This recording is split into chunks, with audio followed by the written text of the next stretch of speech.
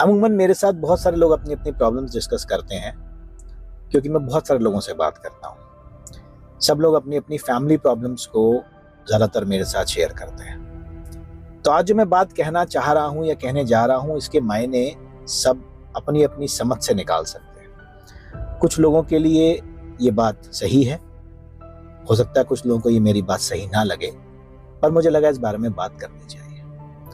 अमूमन जब भी हमारी बातें होती हैं तो वो डिससेटिस्फैक्शन की होती है। हस्बैंड को वाइफ का सपोर्ट नहीं है, वाइफ को हस्बैंड का सपोर्ट नहीं है, कहीं सास और बहू की किचकिच चल रही है, कहीं माँ बेटे की किचकिच चल रही है, इन लॉस की किचकिच चल रही है। कुल मिला के सब कहीं ना कहीं परेशान रहते हैं। तो मैं अपने एक्सपीरियंस से, अपने पर्सनल एक्सपीरियंस से ये बात कहना चाहता हूँ कि एक फैमिली में जहाँ पर अमूमन मानिए कि माँ बाप हैं, बेटा है, बहू है, ग्रैंड चिल्ड्रन है, वहाँ पर स्पेशली जो हस्बैंड होता है ना, उसका रोल सबसे ज़्यादा क्रूशियल होता है। अब कैसे? जो भी आप ब्याह के लाते हैं, जिसको भी आप ब्याह के लाते हैं, वो आपके भरोसे उस घर में आती है। आपके भरोसे वो सारे रिश्ते संभालना, समझना सीखती है।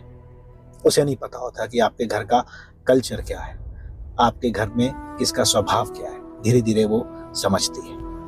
तो जब इनिशियल ईयर्स होते हैं, जब वो देखती है कि चीज़ें कैसी जा रही हैं, उसके हिसाब से वो अपने फर्दर बिहेवियर को फॉर्म करती है। और ऐसे में एक पति का रोल बहुत इंपॉर्टेंट होता है। कई बार मैं देखता हूँ कि घर में डिस्कॉर्ड चल रहा है और हस्बैंड ने बिना सोचे समझे अपने माँ बाप का साथ दिया।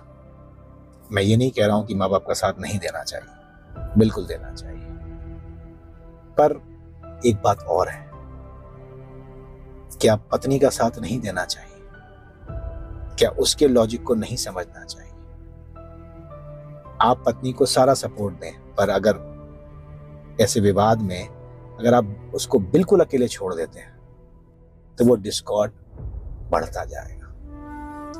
एक टर्म होता है लॉजिकल सपोर्ट। इसका मतलब ये होता है कि जिसको भी सपोर्ट दो ना, उसके पीछे कोई लॉजिक होना चाहिए।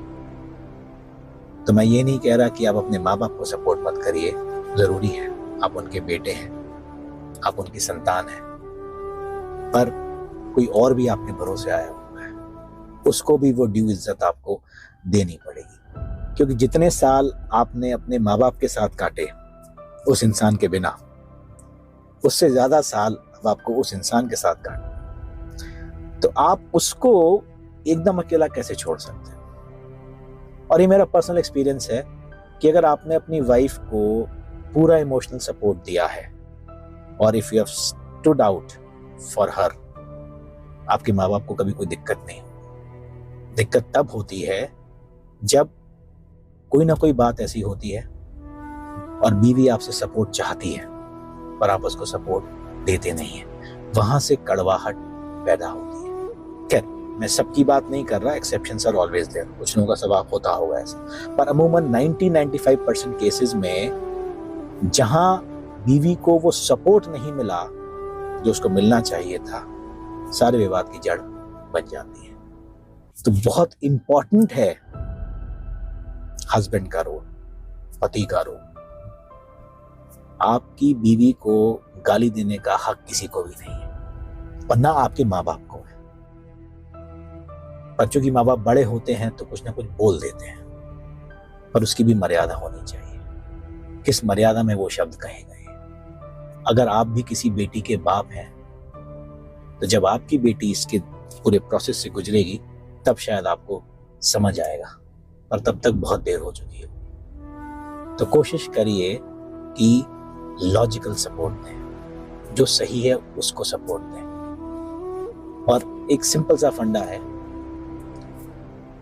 माँ बाप को जो बोलना है ना, आप सुनो, फिल्टर करो और सही बात आगे ले जाओ। इसके अलावा कोई तरीका नहीं। करके देखोगे चीजें सुधरेंगी, नहीं तो लड़ाई झगड़े तो हर घर में होते ही हैं और होते ही रहेंगे। तो लड़ाई तो कभी नहीं रुकने वाली, वो सॉल्यूशंस निकल सकते हैं।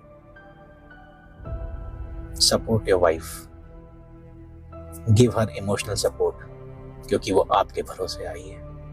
उसे खुश रखोगे, उसकी बात सुनोगे, तय है तुम्हारे माँ बाप को कभी दुख नहीं।